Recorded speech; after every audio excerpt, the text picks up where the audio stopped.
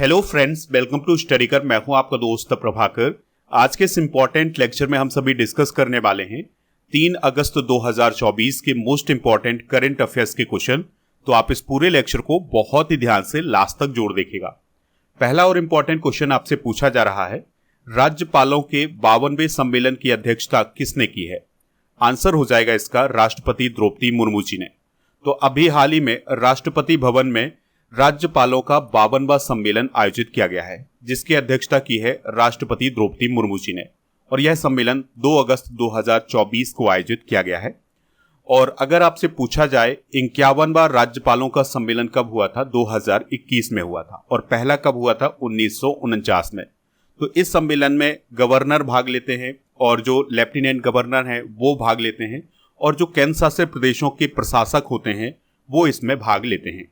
तो 2024 का जो सम्मेलन आयोजित किया गया था उसका एजेंडा था उच्च शिक्षा में सुधार और यूनिवर्सिटी की मान्यता, और जो 3 आपराधिक कानून बने हैं उन पर चर्चा की गई है। तो यहाँ पर बात आई थी राज्यपाल की। तो सभी राज्यों के राज्यपाल हम एक बार रिवाइज करेंगे बहुत ही कम समय में।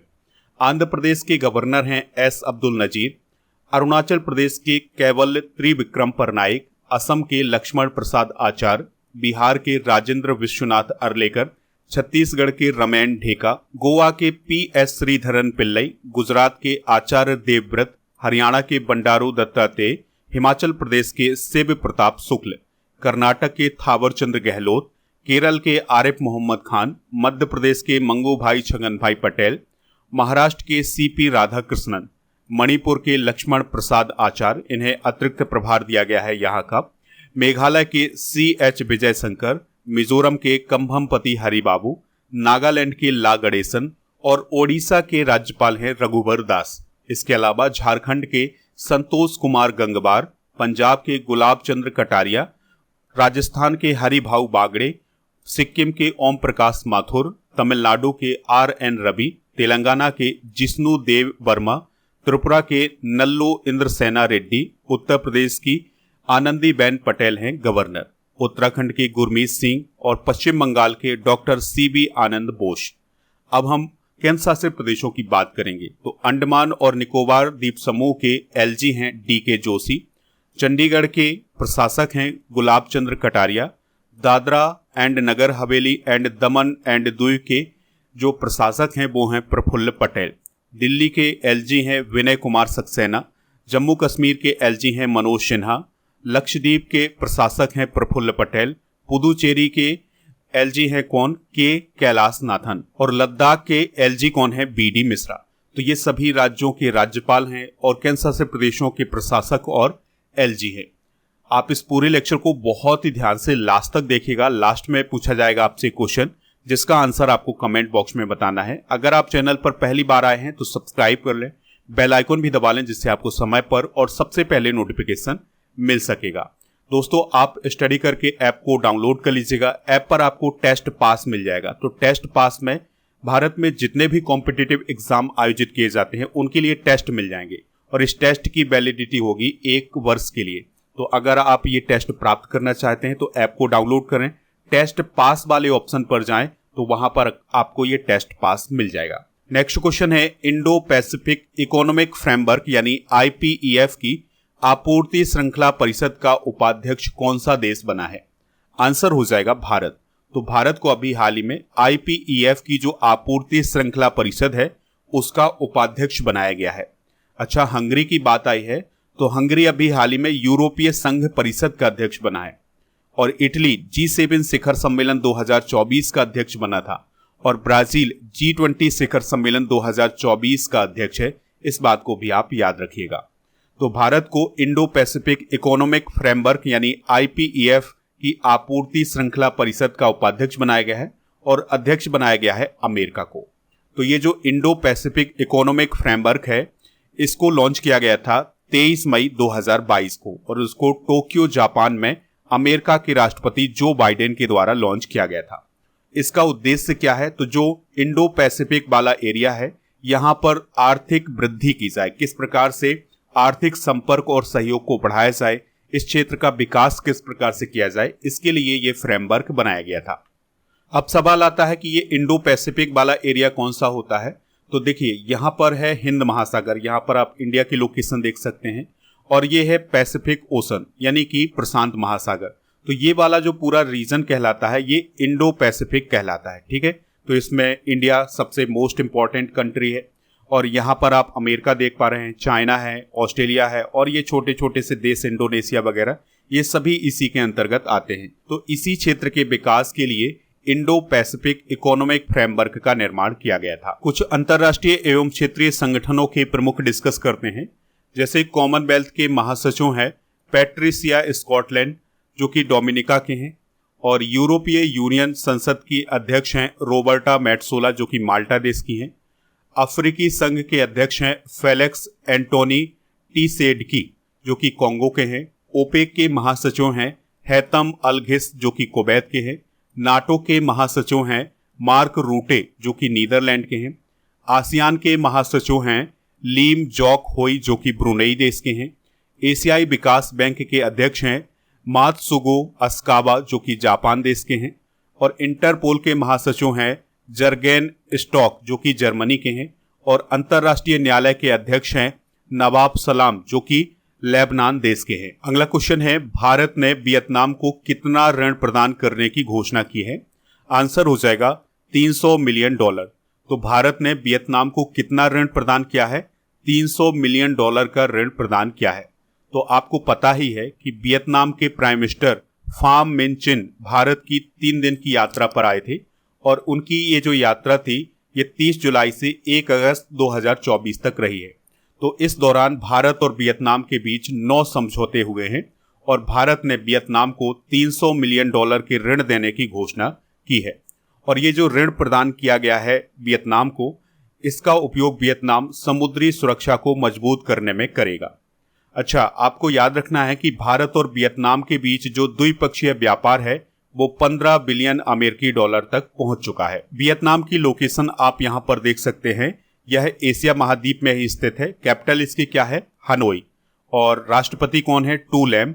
और प्रधानमंत्री हैं फाम मिन चिन, और यहाँ की करेंसी है वियतनामी डोंग, ठीक है। तो ये आप वियतनाम की लोकेशन देख सकते हैं। और इसके जो पड़ोसी देश हैं वो कौन कौन है, चाइना, लाओस, कंबोडिया। तो ये सभी इसके पड़ोसी देश हैं। हाल ही में हुए कुछ प्रमुख समझौते डिस्कस कर लेते हैं। तो हाइड्रोजन फ्यूल सेल बस के लिए अभी हाल ही में भारतीय सेना और IOCL यानी इंडियन ऑयल कॉरपोरेशन लिमिटेड के बीच में समझौता हुआ है। AI का उपयोग करके सड़क सुरक्षा को बढ़ावा देने के लिए अभी हाल ही में NHAI और IIT दिल्ली के बीच में समझौता हुआ है। NHAI का मतलब है national highway authority of India. Chabahar port के प्रबंधन के लिए भारत और ईरान के बीच में समझौता हुआ है। भारत में नवीकरणीय ऊर्जा को आगे बढ़ाने के लिए एप्पल और क्लीन मैक्स के बीच में समझौता हुआ है। स्थानीय मुद्राओं के उपयोग को बढ़ावा देने के लिए RBI और बैंक इंडोनेशिया के बीच में समझौता हुआ है। आयुर्वेद को बढ़ावा देने के लिए आयुष मंत्रालय और थाईलैंड के बीच में समझौता हुआ है। भारत में फिनटेक इकोसिस्टम को मजबूत करने के लिए भारत सरकार और एशियन डेवलपमेंट बैंक के बीच में समझौता हुआ है। सीमा पार से मुद्रा के लेन देन को सुविधाजनक बनाने के लिए भारत और नेपाल के बीच में समझौता हुआ है। और लिथियम की खोज और खनन के लिए भारत और अर्जेंटीना के बीच में समझौता हुआ है। तो ये कुछ प्रमुख समझौते हैं, इन्हें आप नोट कर लीजिएगा। अगला क्वेश्चन आपसे पूछा जा रहा है, चौथा राष्ट्रीय हिंदी विज्ञान सम्मेलन 2024 कहां आयोजित हुआ है। काफी इंपॉर्टेंट क्वेश्चन है। आंसर हो जाएगा भोपाल में। तो मध्य प्रदेश की कैपिटल भोपाल में अभी हाल ही में चौथा राष्ट्रीय हिंदी विज्ञान सम्मेलन आयोजित किया गया है। नई दिल्ली में कृषि अर्थशास्त्रियों का 32वां अंतर्राष्ट्रीय सम्मेलन आयोजित किया जाएगा। गांधीनगर में वाइब्रेंट गुजरात समिट आयोजित किया गया था। और हैदराबाद में विंग्स इंडिया 2024 एयर शो का आयोजन किया गया था।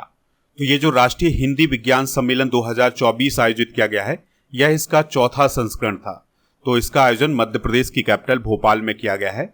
इसका उद्देश्य है शोधकर्ताओं को हिंदी में अपने काम को प्रस्तुत करने और चर्चा करने के लिए एक मंच प्रदान करना। तो इसमें जो शोधकर्ता हैं वो शामिल हुए थे, तो उन्होंने अपने अपने मत प्रस्तुत किए हुए हैं इस सम्मेलन में। 2024 की थीम क्या थी, अमृत काल में राष्ट्रीय वैज्ञानिक चेतना का उन्नयन। दोस्तों यहाँ पर हिंदी की बात हुई है तो हिंदी भाषा से संबंधित कुछ महत्वपूर्ण फैक्ट डिस्कस करेंगे। तो भारतीय संविधान के अनुच्छेद 343(1) के अनुसार देवनागरी लिपि में हिंदी संघ की राजभाषा होगी, यानी कि जो हिंदी है वो संघ की राजभाषा है। इसके अलावा भारतीय संविधान के अनुच्छेद 343 से लेकर अनुच्छेद 351 तक राजभाषा संबंधी संवैधानिक प्रावधान किए गए हैं। हिंदी की आदि जननी किसे कहा जाता है? संस्कृत, यानी कि हिंदी का जो डेवलपमेंट है वो संस्कृत से हुआ है। तो हिंदी भाषा का विकास क्रम देख लेते हैं। तो संस्कृत से पाली भाषा का निर्माण हुआ, फिर प्राकृत का, फिर अपभ्रंश का, फिर अवहट्ट का, फिर हिंदी का। तो यह है हिंदी भाषा का विकास क्रम। भगवान बुद्ध के सारे उपदेश पाली में हैं और जो भगवान महावीर हैं उनके उपदेश प्राकृत भाषा में है। संस्कृत को आर्य भाषा या देव भाषा भी कहा जाता है। अगर आपसे पूछा जाए कि विश्व हिंदी सम्मेलन की शुरुआत कब हुई थी? 1975 में। और पहला सम्मेलन कहाँ आयोजित किया गया था? नागपुर में। 14 सितंबर 1949 को संविधान सभा ने हिंदी को राजभाषा के रूप में स्वीकार किया था। इसलिए राष्ट्रीय हिंदी दिवस कब मनाया जाता है? 14 सितंबर को मनाया जाता है। 2024 के कुछ प्रमुख सम्मेलन डिस्कस कर लेते हैं। तो प्रथम सेना कमांडर सम्मेलन 2024 नई दिल्ली में आयोजित किया गया था। परिवर्तन चिंतन सम्मेलन 2024 नई दिल्ली में। भारत टैक्स 2024 का आयोजन नई दिल्ली में। और नौवा रायसीना डायलॉग नई दिल्ली में आयोजित किया गया है। जलवायु शिखर सम्मेलन मुंबई महाराष्ट्र में। नौवा भारत अंतर्राष्ट्रीय विज्ञान महोत्सव फरीदाबाद हरियाणा में। विश्व पुस्तक मेला 2024 नई दिल्ली में आयोजित किया गया। अखिल भारतीय अनुसंधान विद्वान शिखर सम्मेलन 2024 IIT मद्रास में आयोजित किया गया था। भारत ऊर्जा सप्ताह 2024 का आयोजन गोवा में किया गया है। राष्ट्रीय युवा महोत्सव 2024 नासिक में आयोजित किया गया था। और नीम शिखर सम्मेलन और वैश्विक नीम व्यापार मेला 2024 नई दिल्ली में आयोजित किया गया है। अगला क्वेश्चन है, केंद्रीय विद्युत प्राधिकरण ने किस राज्य में हाइड्रो पंप भंडारण संयंत्र की मंजूरी दी है? आंसर हो जाएगा ओडिशा और कर्नाटक। तो इस क्वेश्चन का जो राइट आंसर हो जाएगा वो हो जाएगा ऑप्शन नंबर सी, यानी ए और बी दोनों। तो अभी हाल ही में सेंट्रल इलेक्ट्रिसिटी अथॉरिटी के द्वारा ओडिशा और कर्नाटक में एक एक हाइड्रो पंप भंडारण संयंत्र की मंजूरी दी है, यानी कि इन दोनों राज्यों में एक एक हाइड्रो पंप भंडारण संयंत्र स्थापित किए जाएंगे। अब सवाल आता है कि हाइड्रो पंप भंडारण संयंत्र क्या होते हैं? तो इसमें किसी भी नदी के पानी को एक जगह रोका जाता है, फिर उसे समय समय पर छोड़ा जाता है और फिर इसी से बिजली का प्रोडक्शन किया जाता है। तो कर्नाटक की बात करें तो कर्नाटक में 2000 मेगावाट का शरावती हाइड्रो पंप भंडारण संयंत्र स्थापित किया जाएगा कर्नाटक के शिमोगा जिले में, और यह शरावती नदी पर स्थापित किया जाएगा। अगर यह परियोजना बनकर के तैयार हो जाती है तो यह देश की सबसे बड़ी पंप भंडारण बिजली उत्पादन इकाई बनेगी। ओडिशा की बात करें तो ओडिशा में 600 मेगावाट का अपर इंद्रावती पंप भंडारण संयंत्र स्थापित किया जाएगा और यह ओडिशा के कालाहांडी जिले में स्थापित किया जाएगा। सेंट्रल इलेक्ट्रिसिटी अथॉरिटी की बात करें तो इसकी स्थापना 1951 में की गई थी और यह भारत में स्थापित किए जाने वाले नए जल विद्युत संयंत्र की मंजूरी देता है, यानी कि अगर कहीं पर जल विद्युत संयंत्र बनना है तो उससे पहले किससे मंजूरी लेनी होती है? केंद्रीय विद्युत प्राधिकरण से। अगला क्वेश्चन है, 2023 में वैश्विक कृषि निर्यात में भारत किस स्थान पर है? आंसर हो जाएगा इसका 8वें स्थान पर। तो दोस्तों अभी हाल ही में वर्ल्ड ट्रेड ऑर्गेनाइजेशन यानी WTO ने व्यापार सांख्यिकी 2023 रिपोर्ट जारी की है और इसमें यह बताया गया है कि भारत कृषि निर्यात के मामले में 8वें स्थान पर है। तो 2023 में भारत का जो कृषि निर्यात बताया गया है वो बताया गया है $51 बिलियन का। कृषि निर्यात का मतलब ये है कि गेहूं, चावल, मसाले, सब्जियां ये दूसरे देशों को एक्सपोर्ट करना, ठीक है। तो इस मामले में भारत 8वें स्थान पर है। 2022 में भारत का जो कृषि निर्यात था वो था $55 बिलियन का। तो भारत ने मई 2022 में गेहूं और जुलाई 2023 में गैर बासमती चावल और अक्टूबर 2023 में चीनी के निर्यात पर प्रतिबंध लगा दिया था, इसलिए भारत का जो कृषि निर्यात है वो कम हुआ है। यानी 2022 में $55 बिलियन था और 2023 में कितना हो गया है? $51 बिलियन। तो इस सूची में पहले स्थान पर कौन है? यूरोपीय यूनियन, यानी 2023 में यूरोपीय यूनियन ने सबसे ज्यादा कृषि निर्यात किया है। दूसरे स्थान पर अमेरिका है, तीसरे स्थान पर ब्राजील है और चौथा स्थान किसका है? चाइना का। बात करते हैं WTO की, यानी वर्ल्ड ट्रेड ऑर्गेनाइजेशन की। तो इसकी स्थापना 1 जनवरी 1995 को हुई थी और इसका मुख्यालय कहाँ है? जिनेवा, स्विट्जरलैंड में। और इसका काम होता है देशों के बीच व्यापार के नियमों को निपटाना। और इसकी जो वर्तमान में महानिदेशक हैं वो हैं नागोजी ओकोंजो-इवेला। विश्व शिल्प शहर प्रमाण पत्र प्राप्त करने वाला भारत का चौथा शहर कौन बना है? तो अभी हाल ही में श्रीनगर को वर्ल्ड क्राफ्ट सिटी सर्टिफिकेट प्राप्त हुआ है।